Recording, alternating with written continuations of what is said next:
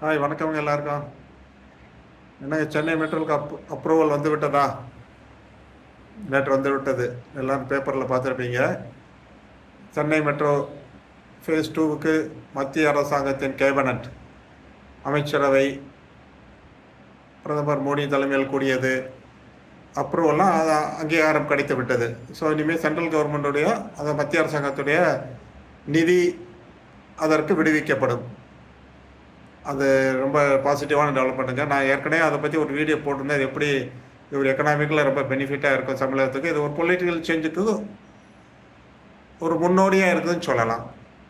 அதை பற்றி நம்ம போட்டிருந்த போன வாரமே. அதாவது 27ஆம் செப்டம்பர் எப்படி நம்ம தமிழக முதல்வர் திரு மு.க. ஸ்டாலின் டெல்லி சென்று பாரத பிரதமர் திரு நரேந்திர மோடி அவர்களை சந்தித்தார்.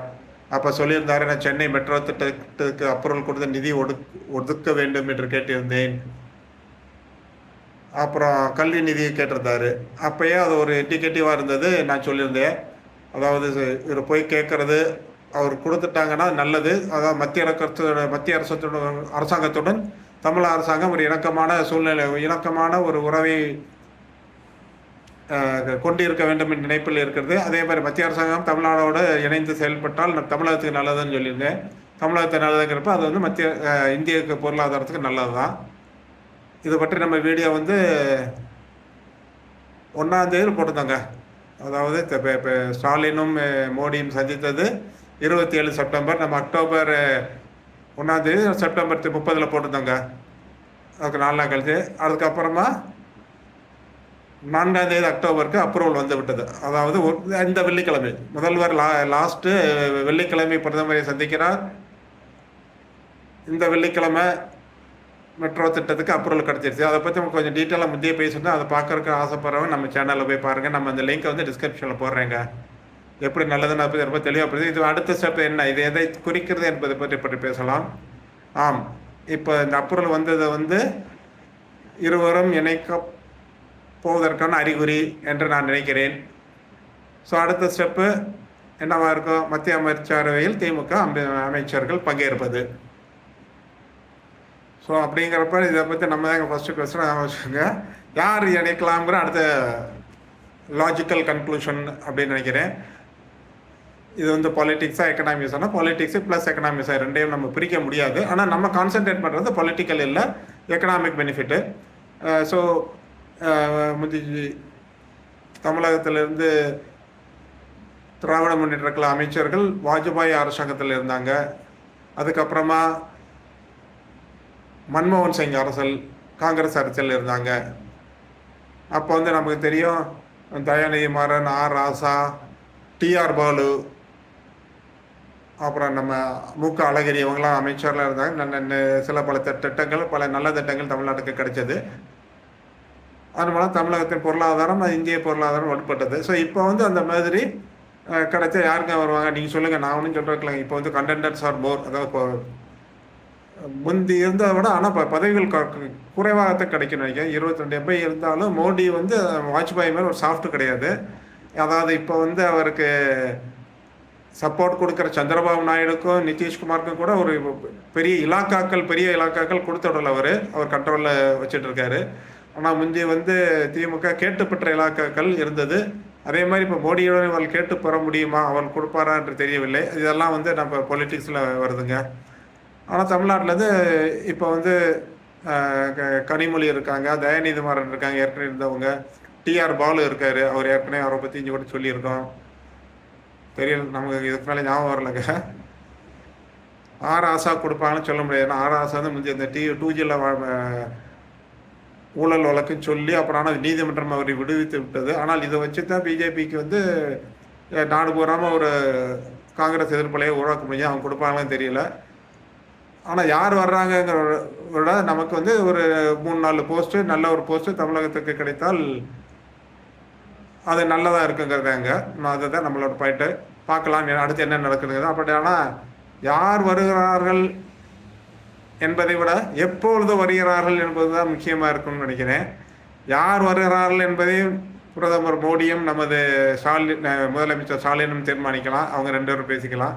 ஆனால் இது எப்பொழுது நடக்கும் என்பதை தீர்மானிக்கும் சக்தி இவங்களுக்கு இல்லை. எனக்கு பெரிய பெரிய தலைவர்களை பற்றி பேசுறீங்க, சக்தி இல்லைன்னா அதாவது அந்த டயத்தை பற்றி இவங்களே சொல்ல முடியாது. ஏன்னா அது வந்து யார் கையில் இருக்குன்னா, நிதிஷ்குமார் எப்போ வித்ட்ரா பண்ணுறாரு, இல்லாட்டி எப்போ ஓவராக மிரட்டுறாங்கிற பொறுத்து, இல்லாட்டி சந்திரபாபு நாயுடு ஆந்திர முதல்வர் அவரோட டிமாண்ட் என்ன, அது எவ்வளோ தூரம் பிஜேபி வளைஞ்சு கொடுத்து அவங்கள அக்கமடேட் பண்ணுவாங்க, அதை பொறுத்து.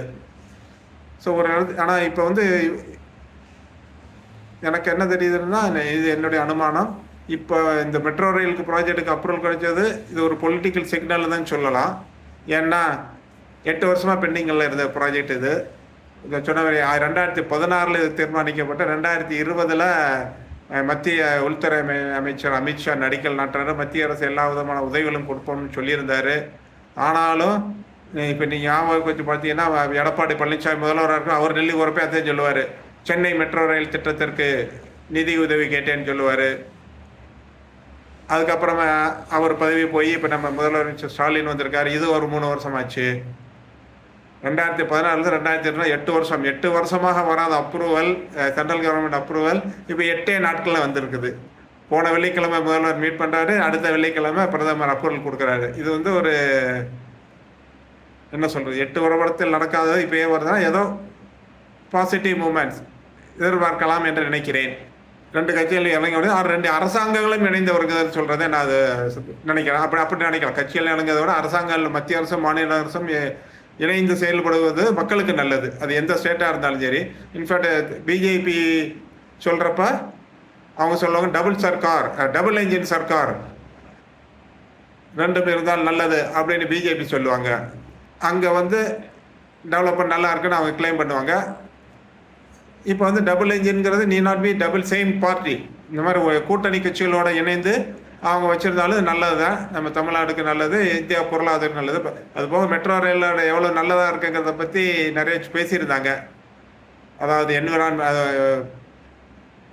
பெட்ரோல் டீசல் உபயோகம் குறையும், மக்கள் டெய்லி 2 வீலர் அலைய வேண்டியதில்லை, பசுமை ஹெல்ப்பாக பண்ணும், டஸ்ட் பொல்யூஷன் குறையும், நாய்ஸ் பொல்யூஷன் குறையும், 2 வீலர் காரில் மக்கள் போகிறது குறையும், இந்தியாவின் ஃபாரின் எக்ஸ்சேஞ்சே சேவ் ஆகுங்க. ஏன்னா எல்லாமே நம்ம இம்போர்ட் தான் பண்ணுறோம்.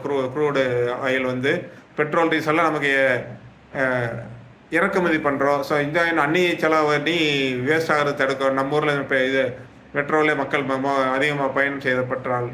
ஆனால் இதெல்லாம் நமக்கு தெரிஞ்சது தான். 8 வருஷமாக தெரியாது, இப்போயா புதுசாக இருக்குது தெரிய போகுது மத்திய அரசாங்கம். இது எல்லாமே தெரிஞ்சது தான்.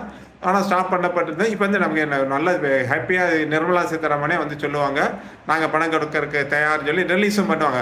இதில் வந்து என்னென்னா ஒரு 5000 கோடி ரூபா மத்திய அரசின் ஈக்குவிட்டின்னு சொல்லக்கூட கேபிட்டல், அதுபோல் இன்னொரு 7,500 10,000 கோடி கிட்ட வரப்படுது. அதுபோல் 10,000 கோடி தமிழக அரசு கான்ட்ரிபியூட் பண்ணுது. அப்புறம் கடன் வாங்குறாங்க ஜப்பானில் இருந்து 30,000 கோடி. அந்த கணக்கெலாம் தனிக்கிறதுங்க, அது எக்கனாமிக்ஸு தான்.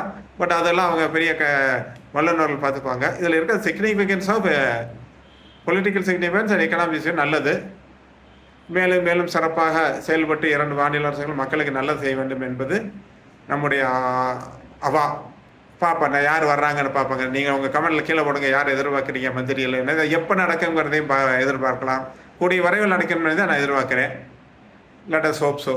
ஸோ இந்த வீடியோ பிடிச்சவங்க ஷேர் பண்ணுங்கள் உங்கள் ஃப்ரெண்ட்ஸோட ரிலேட்டிவ்ஸோட. போனது நம்ம வீடியோ பார்த்தீங்கன்னா மோர் தென் 3500 பேர் பார்த்துருக்கீங்க. இந்த வீடியோ 35,000 பேர் பார்க்குற அளவுக்கு ஷேர் பண்ணுங்கள். நம்ம சேனலுக்கு நீங்கள் சப்ஸ்கிரைப் பண்ணுங்கள், கீழே இருக்கிற பெல் ஐக்கானை அமுக்குங்க, நோட்டிஃபிகேஷன் வரும். மக்களுக்கு எடுத்து சொல்லுங்கள். இந்த மாதிரி காமெடியாகவே நம்ம சொன்னாலும் எடுத்து சொல்லுங்கள், ஃபார்வேர்டு பண்ணுங்கள் எல்லா குரூப்புக்கும். நன்றி, வணக்கம், பாய் பாய்.